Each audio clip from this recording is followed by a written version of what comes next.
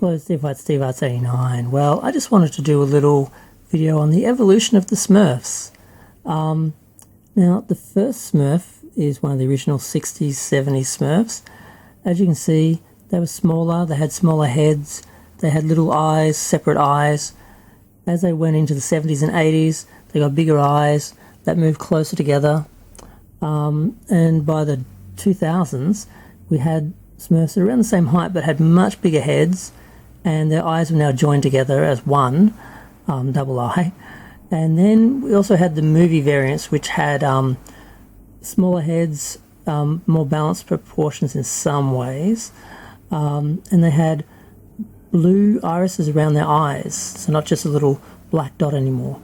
So those are sort of like the four different eras of Smurfs, and the sort of 60s, 70s, the early original ones, and the ones that I think of as the Smurf look from the 70s and 80s and 90s. And then once we got into the 2000s, we got this slightly different look, and the newer ones also are kind of like a matte finish or a semi-matte finish, whereas the other ones it's more of a gloss paint, and that does look and feel quite different. And the plastic is lighter and harder, whereas the older ones are more of a heavier rubber, which feel a lot more durable.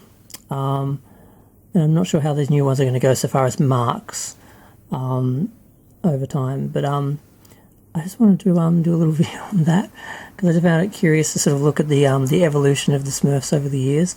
And yeah, I'm going to go. Feel free to share, like, comment, subscribe. Let me know what you think. I prefer the 70s, 80s, but I do kind of like the new ones in a way as well, because they're bigger and they just feel bigger when you look at them. Their